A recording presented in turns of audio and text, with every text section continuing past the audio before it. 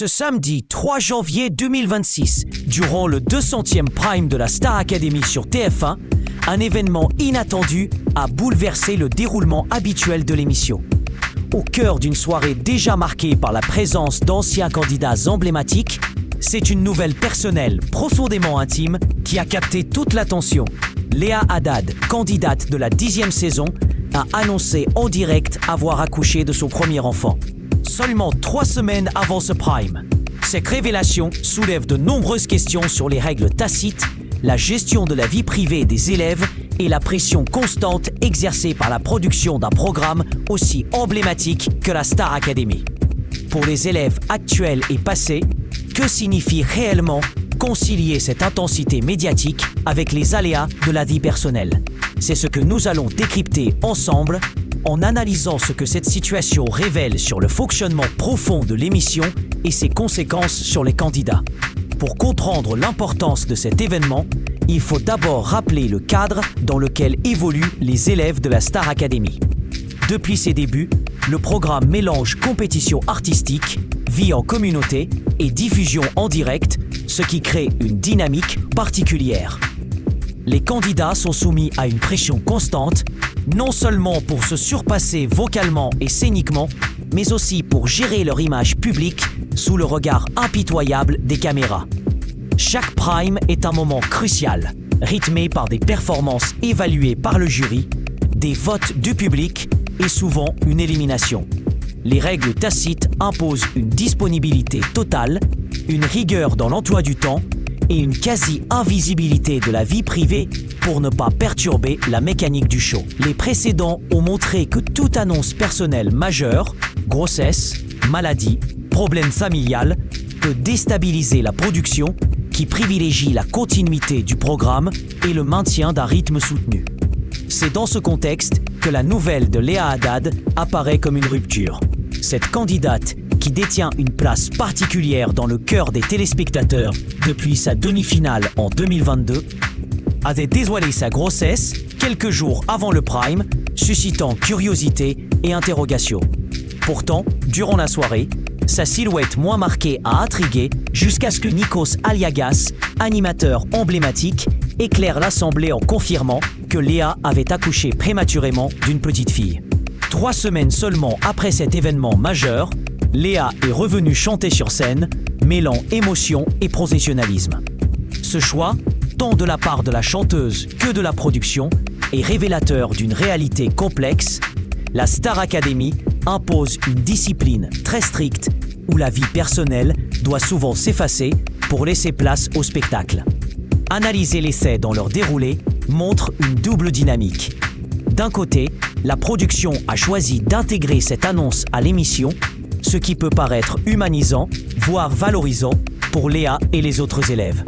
Cela offre une dimension authentique et sensible au programme, rappelant que ces jeunes artistes ne sont pas de simples concurrents, mais des êtres humains confrontés à des événements majeurs.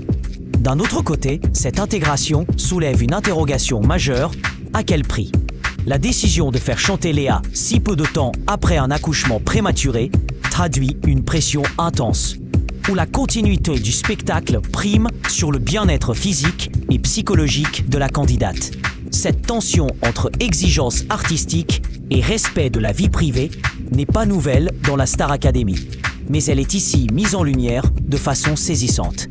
Derrière l'image festive du prime se cache une production qui, pour préserver l'audience et la dynamique du programme, ne peut se permettre de ralentir, même face à des circonstances exceptionnelles. Le rôle du jury, des professeurs et surtout de la production dans cette situation mérite également une attention particulière.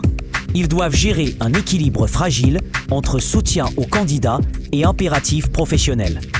La présence d'anciens candidats et personnalités du château lors de cette soirée symbolise un réseau de solidarité, mais aussi de pression collective. Chaque décision, du choix des chansons au calendrier des répétitions, impacte directement la santé mentale et physique des élèves. Or, la naissance prématurée d'un enfant est un événement qui, dans d'autres contextes, justifierait un arrêt ou un temps d'adaptation. Ici, la production semble avoir opté pour une solution pragmatique. Mettre en avant cette annonce tout en maintenant le rythme du prime. Cette stratégie reflète une certaine vision de la Star Academy, où la performance individuelle se conjugue avec une exigence collective implacable.